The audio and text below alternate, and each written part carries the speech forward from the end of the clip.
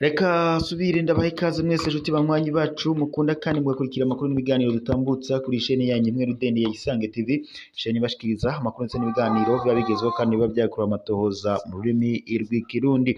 Reka subire ndabaha ikaze amakuru yacu iyo mw'iri joro, hakaba ari amakuru na cane rero haraza gushimikira ku ngingo nkuru zikurikira.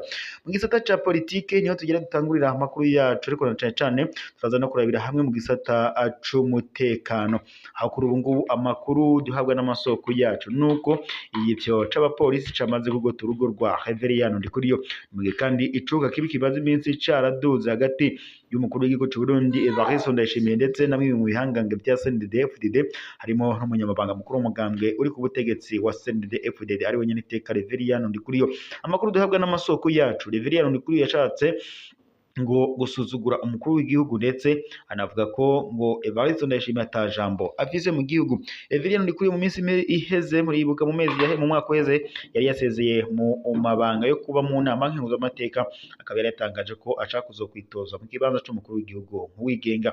Mumaze iminsi mwumva icuka kibi kiri hagati y'umushikiranganje w'ikiga ca leta Alain Ndikumana ndetse n'ishirahamwe rya FOMI, aho ndetse binabwanurwa ko Reveriyano Ndikuriyo ari we ahagarikiye cyangwa ashigikiye ishyirahamwe rya FOMI, ikaba ari navyo biriko birateza imidugararo mu gihugu. Reveriyano Ndikuriyo yatangaje ko Evariste Ndayishimiye adafise ububasha bwo gusambura ishirahamwe rya FOMI, ariko kandi amatwi dusumira avuga ko Evariste Ndayishimiye impamvu petamiraniye neza n'ishirahamwe rya FOMI nuko nawe ngo ariko arashaka gushinga ishirahamwe ryiwe rimufasha gutegura ifumbire mu gihugu, kandi ibingibi bikaba byari byafashwe ngo ishirahamwe rya FOMI ariyo rigomba gutegura uburyo bwo gutanga ifumbire mu gihugu. Ariko umushikiranganje Alain Ndikumana ajejwe ikiga ca leta akaba yatangaje ko ishirahamwe FOMI ryo bariko rirashaka gusambura igihugu. Hari havuzwe amajambo menshi, ariko kuri ubu Ndayishimiye agaragaje ko ari igihangange. Yohereje igipyo c'abapolisi bakaba bari bagiye gukota urugo rwa Reveriyano Ndikuriyo. Dusimbire ku biriko biravugwa Igitega. Gusubira Igitega, Harengeyo mu Nyoni yahoze ari umushikiranganje wa mbere wa leta y'u Burundi yasubijwe ku bitaro vya Gitega aremvye cane. Kuri uyu wa gatatu wa 31 Kigarama wahoze ari umushikiranganje wa mbere akaba n'igihanganye muri CNDD-FDD General Harengeyo mu Nyoni yarasubijwe ku bitaro vy'akarere y'Igitega inyuma yo kumazwa umwanya muto y'Ibujumbura, umugwa mukuru w'ubutunzi w'u Burundi, aho yari yungururijwe kugira ngo avurirweyo. Amagara yiwe aracasinzikaye cane, bigatuma ndetse hibazwa ibibazo byinshi ku mugwa mukuru wa politike w'igihugu ari wo Gitega. Umurongo w'imituga utangaje kwiyunguruzwa ry'umugwayi. Ruzihabaniha imwe yunguruje Arengeyo mu Nyoni n'umuforoma imodokari nziza yo mu bwoko bwa Vewiti ireruye umukenyezi wiwe Asiante niyo nkuru. Ikamyoneti y'igipolisi pick-up ndetse n'ikamyo yo mu bwoko bwa Hilux double cabine yigendereza. Ashitse abapolisi bashika 20 baracungereye bongera kandi barasukura icumba ca Arengeyo mu Nyoni muri VIP imbere yuko acinjiramwo. Ico naco kikaba kiri mu gisata cakira indembe kuva Igitega gushika Bujumbura no gusubira inyuma. Imiti ikaze ariko ashobora kuba ataco yafashije. General Harengeyo mu Nyoni arasanzwe yararungururijwe ku bitaro vy'akarere vya Gitega kwa Gacenda Gitugutu umwaka uheze, inyuma yaho amagara yiwe asinzikariye. Yari kandi yashizwe mu miti y'urutavanako ico gihe. Ku 27 Kigarama mu mwaka uheze yari yarungitswe ku bitaro vy'Ira Hospital Bujumbura, umugwa mukuru w'ubutunzi w'u Burundi, kugira ngo aronke imiti atoshobora kuronka Igitega. Ubwo amasoko yegereye iyo dosiye agwaye diabete yo mu bwoko bwa kabiri kandi igeze kure cane, akaba afise n'indwara y'ivumbuka y'amaraso rikaze, ikunyurwa ndetse n'idadara ry'imitsi imwe imwe, akaba ndetse afise ikibazo gikora ku bwonko. Ntavuga kandi akanura bigoranye. Izo zikaba ari ingaruka z'imyaka 2 amaze yugaraniwe mu kumba ka wenyene niwehero mu buryo utoteza ikiremwa muntu. igitsure c'umuryango ndetse n'ibihano bikomeye. Umuryango wiwe waheruka gusaba ko yokungururizwa mu bitaro bifise ibikoresho bikwiye cane cane sikaneri. Kubwibutsa, Bunyoni yari yahagaritswe muri Ndamukeza mu mwaka wa 2023 aca acirirwa urubanza muri Kigarama 2023 acirirwa uwo guherayo na sentare ntayinyuzwa y'u Burundi yagirizwa guhungabanya umutekano w'igihugu, kugerageza gutembagaza ubutegetsi, ubutunzi budasiguritse imbere yo kurungikwa kwivuza yariko akora umunyororo wiwe w'imwibohero rikuru rya Gitega. Agacerere k'indongozi no kutamenya ibizokurikira. Nta makuru namwe aratangazwa n'indongozi ku magara ya Arenga Bunyoni canke ku kiringo amaze ari mu bitaro, bigatuma ndetse biha igihugu kija mu bibazo byo kumenya by'ukuri bijanye n'ubuzima bwa Arenga Bunyoni. Naho mu yandi makuru, abakenyezi b'abarundi bariko barakorerwa amabi mu mahanga, leta ikaba isabwa kwihuta kugira ngo igire ico ikoze ku kibazo ikoze kuri uwo mugenzo usa n'ubucakara. Bujumbura kuwa mbere Nzero uyu mwaka, ishirahamwe Orishoto riharanira kurwanya ubushomeri ndetse no gukingira uburenganzira bwa kiremwa muntu riratabaza ku ngorane abakenyezi b'abarundi bahawe akazi hanze y'igihugu barimo. Mu kiganiro n'abamenyeshamakuru catunganijwe i Muramvya hagati mu gihugu n'umukuru w'igihugu kuwa 2026 Kigarama umwaka uheze, umukuru w'iryo shirahamwe Vianney Ndayisaba yaragarutse kandi ku bikorwa bibi vyagirizwa amwe mu mashirahamwe akora igikorwa co kurondera abakazi mu mahanga, aho ndetse yamenyesheje ko hariho n'isaha n'ibisa n'ubucakara bugezweho. Kubwa Arishoto, amwe muri ayo mashirahamwe asaba abakenyezi bashaka kuja gukorera hanze gutanga igice c'umushahara bazoronka imbere yo kugenda. Ikibabaje kuruta hakaba kwemera ivyo bategekwa, bashobora ndetse gufungirwa mu bibanza by'ibanga biri ahantu hatazwi. Kubw'iryo shirahamwe kandi ibikorwa ni guhonyanga uburenganzira bwa muntu ndetse no guhonyanga agaciro k'umukozi w'umwimukira. Kuri ivyo bibazo kandi umukuru w'igihugu Evariste Ndayishimiye yasavye ko ababijejwe harimo ndetse n'umushikiranganje w'intwaro yo hagati n'uwujejwe imigenderanire gukora ivyo bajejwe. Hamwe ngo mwosanga muri ayo mashirahamwe harimwo ayagirizwa ayo makosa akomeye azoce afutwa ubwo nyene, niko yatangaje. Muri urwo rukurikiranire nyene, umushikiranganje w'imigenderanire no gufashanya n'amakungu Edouard Bisimana yarasohoye urwandiko kuri uyu wa 22 Kigarama mu mwaka weze rugenewe abarongoye amashirahamwe ajejwe gutanga akazi ku bakozi babimukira. Yibutsa kandi ko igikorwa c'abimukira baja kurondera akazi gitegerezwa gukorwa hakurikijwe amategeko, abakingira hagashirwa imbere ubuntu n'uruhara rwa leta muri vyose.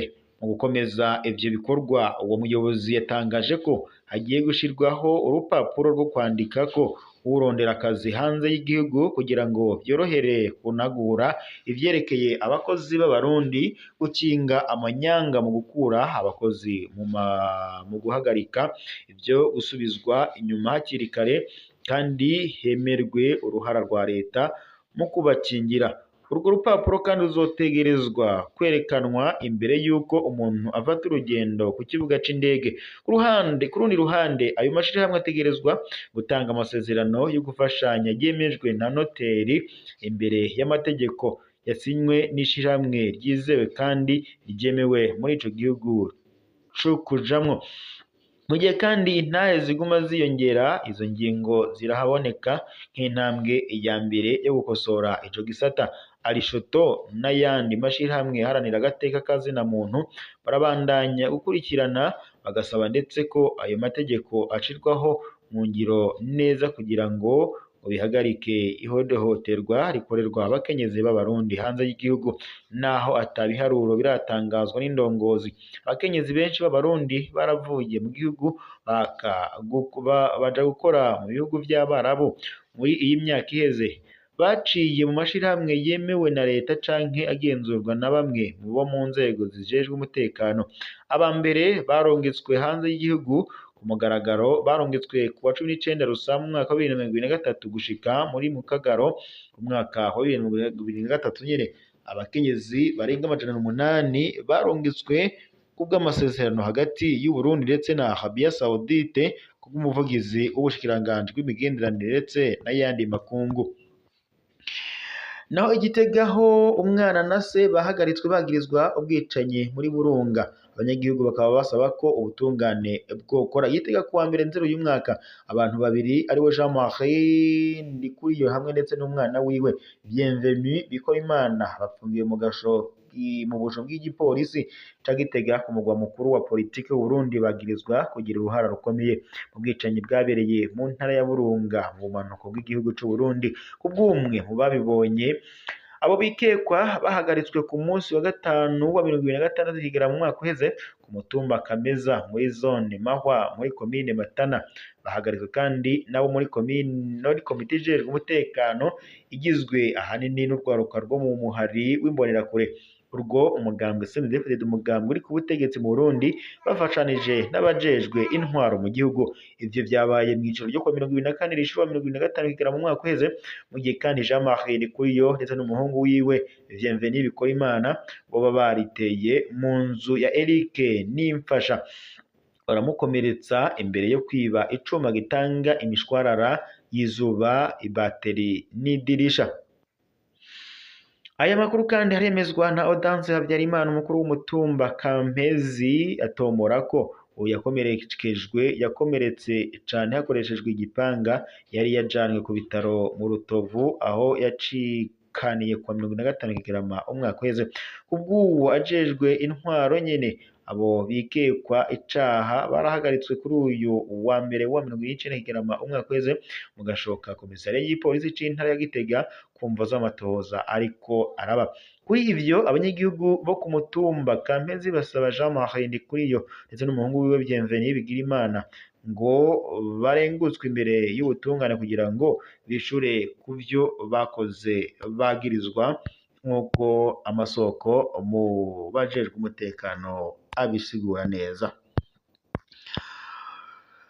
Reka tunyarukire mu yandi makuru kubiriko biravugwa na cane ku mwisi ide Kivu. Impunzi z'abarundi zo mw'ikambi ya Murongwe zisaba ko zokunguruzwa ku mvo z'umutekano wabo.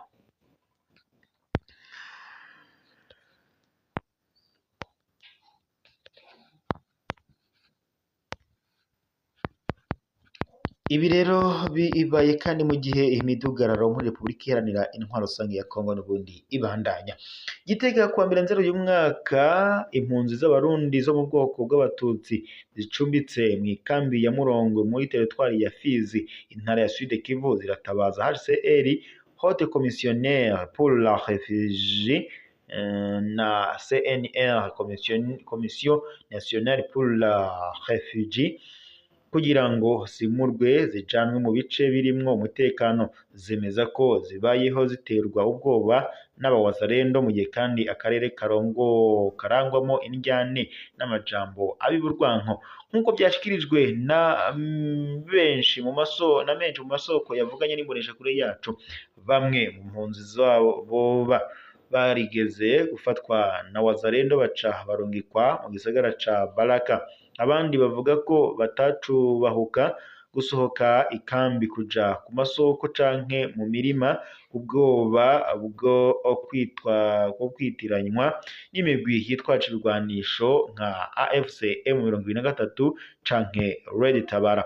Mu ndwi iheze bane mu bacu barafashwe baca barungikwa ibaraka kugira ngo barekurwe. Abawazarendo basabye umumiliyoni w'amafaranga y'amanyekongo kuri umwe wese, hafi amadolari 400 y'abanyamerika. Bitwaza ko twoba turi abarwanyi ba AFC M23 canke wa Red Tabara kandi iri ku birometero birenga 120 uvuye kwikambi, niko byavuzwe n'umwe muri izo mpunzi. Baraka icicaro gishasha c'igisirikare inyuma yo gutakaza Uvira. Baraka igisagara ku birometero hafi 100 mu bumanuko bwa Uvira, ubu niho hakoraniye abasirikare bakuru bariko batari bake baba wazalendo hamwe ndetse n'indongozi za FARDC ingabo za leta ya Kongo.